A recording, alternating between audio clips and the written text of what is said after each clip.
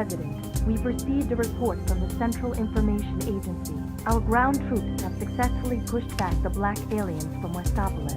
We've also managed to suppress enemy forces in 5 other cities. There's also reports that the CIA's mainframe has been compromised. We're investigating the incidents now. It is a strong possibility that this was also committed by the black aliens. Tell the commanding generals that the United Federation will never surrender to terrorists. Yes, Mr. President.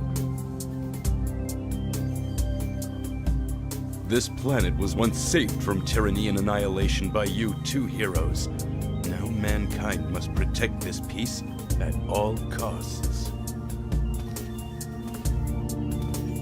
We must stand united to defend our world against these invaders. Greetings, I am Solidus-Skully and welcome back to more Shadow the Hedgehog action. And now, in 3, 2, 1, prepare for Mimi goodness.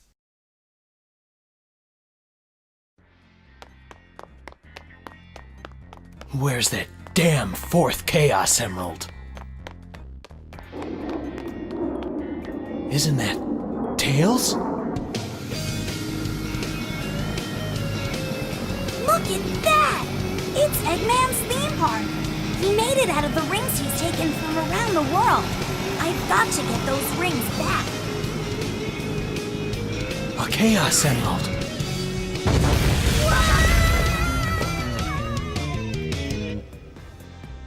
This is just too easy. Guess it's my lucky day.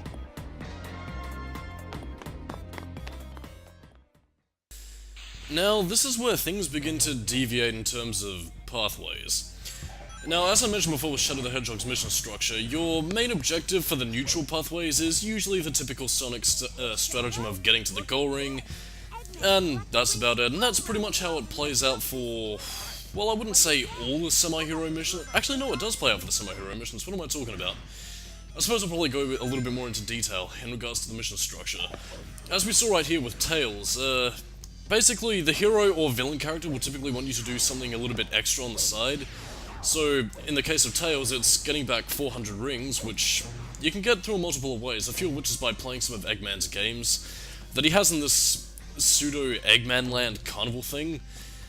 And again, there are multiple ways of doing it. You can play these games, or you can hit the top of the noses to get like 50 rings. And there actually is an exploit that I found really useful for the hero mission, what you can do is that you can teleport back and forth between 2 teleport save points, which I suppose we'll probably go into that now.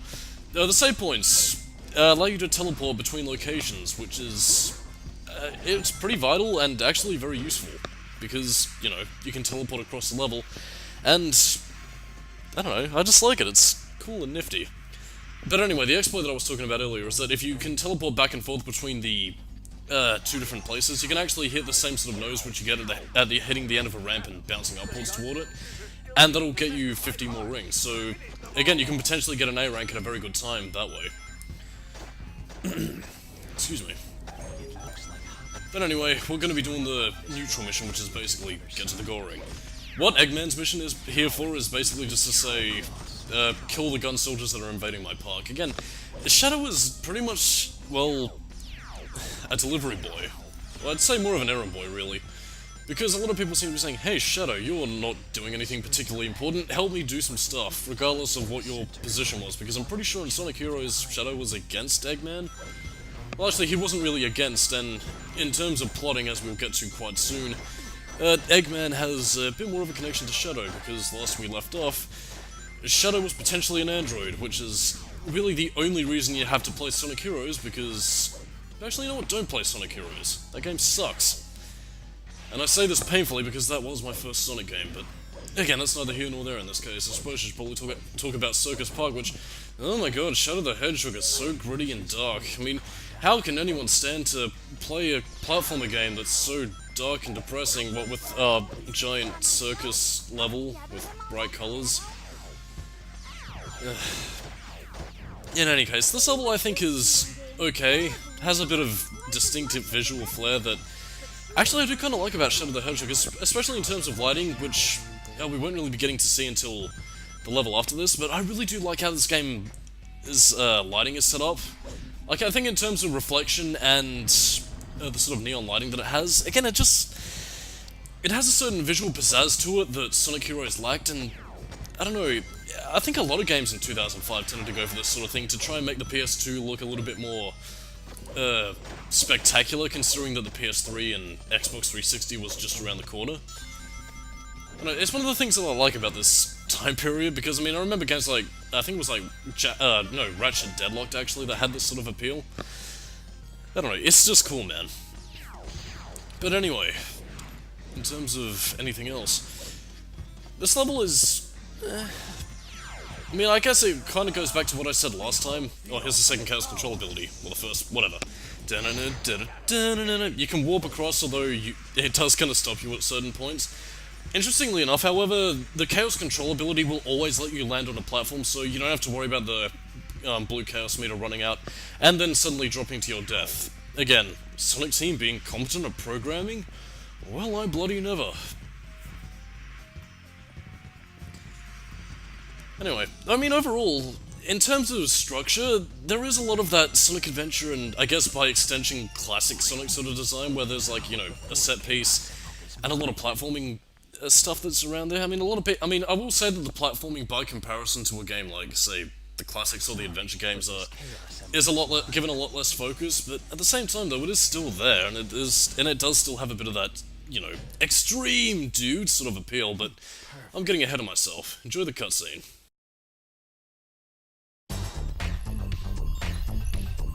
Aren't you done yet?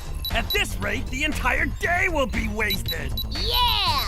Whole day wasted! Hey, back off.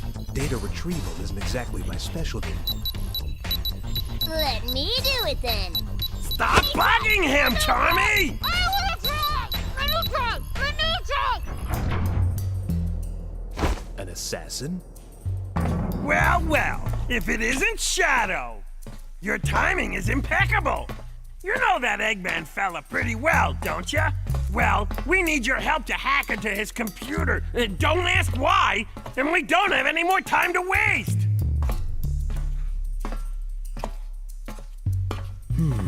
Well, what a coincidence. I'd like to know what the good old doctor's up to as well. Whoa!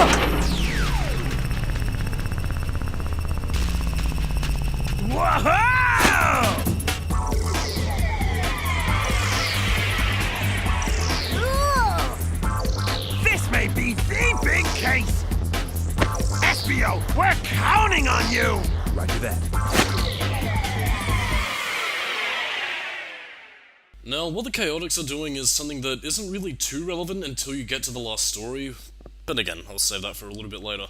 When I do end up covering the last story, which will be part of this commentary because, you know, canon pathway, I'm going to be jumping straight to the last storyline. And we get to one of my favourite levels in the game, Mad Matrix.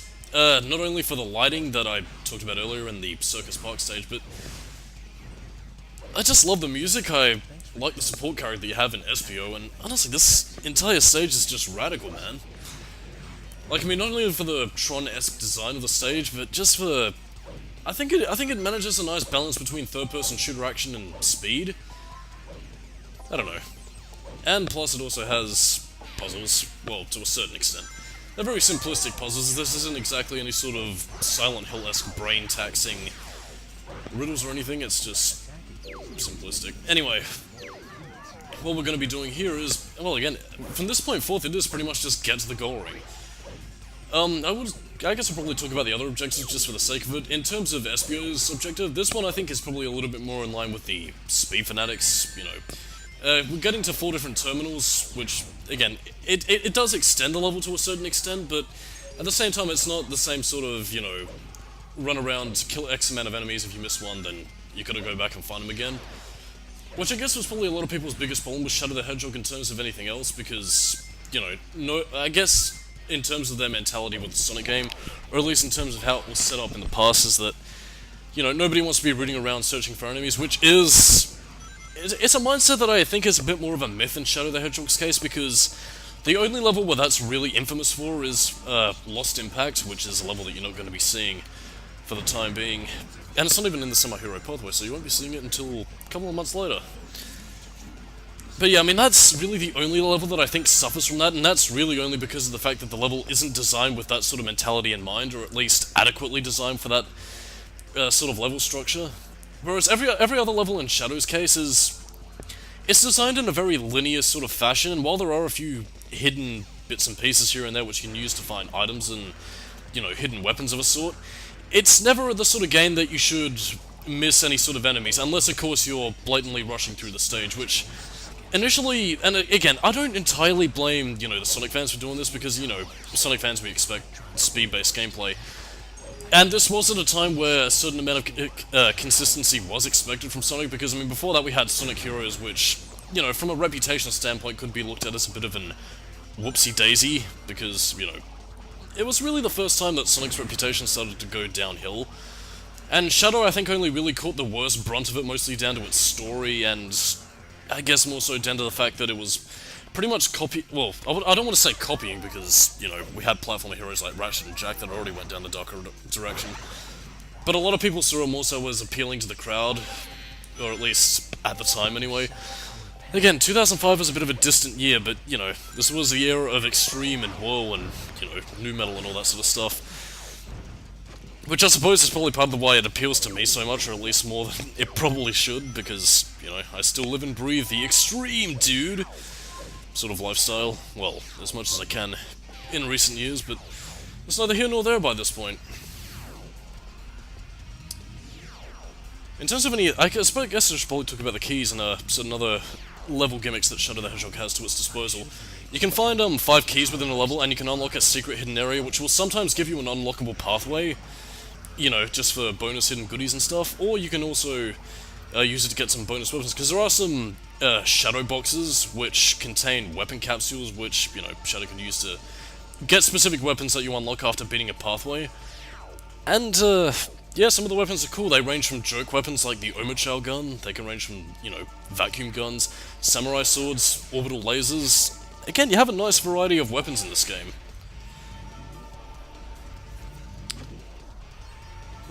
Never really talked about the stage that much, but yeah, that's about it. All we have to see for the level. And to be perfectly honest, I am really bummed out that Shadow the Hedgehog never had a level representative in Sonic Generations. I mean, yeah, I know the game's reputation has been badmouthed to hell and back, but come on, man. You could have at least put in, like, a stage like, you know, Cryptic Castle or Mad Matrix in there. They're all visually distinct.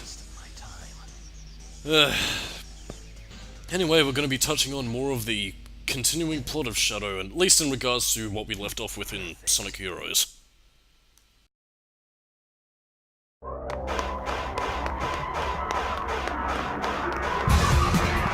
So, I see you sneaky rats are back again, huh?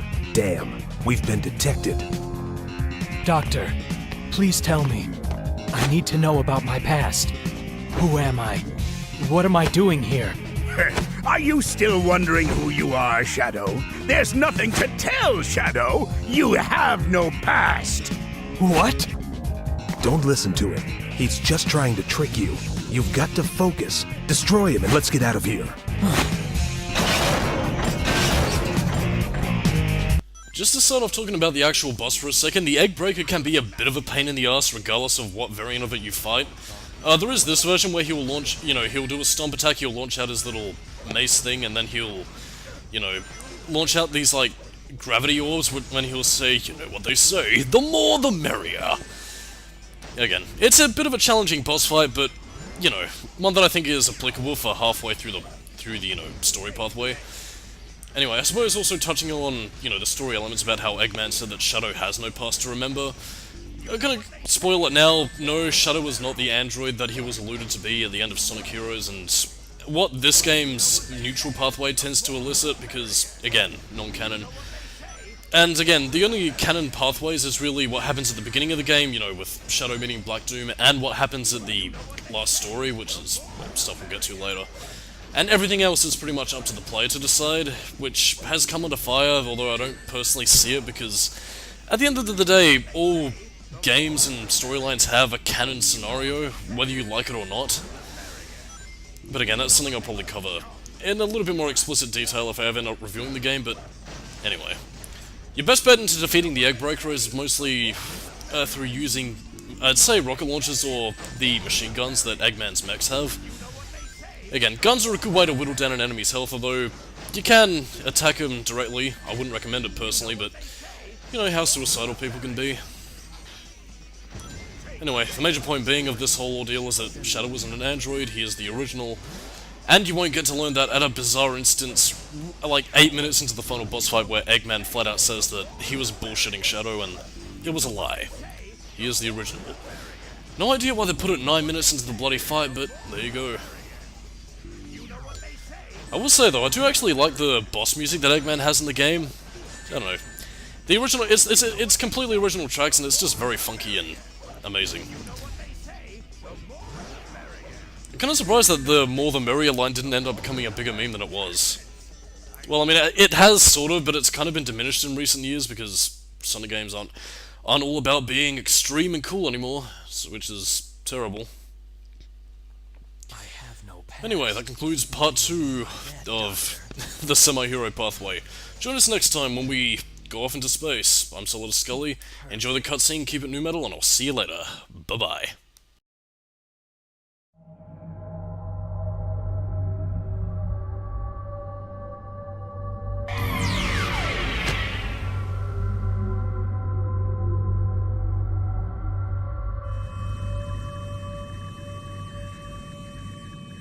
What's up, Shadow? Not you again. Nice to see you too. Looks like those black creatures are headed out to space. We're on our way to the Ark, so I guess that means we're going too. Ark. Come on, let's roll. Next stop, the Ark.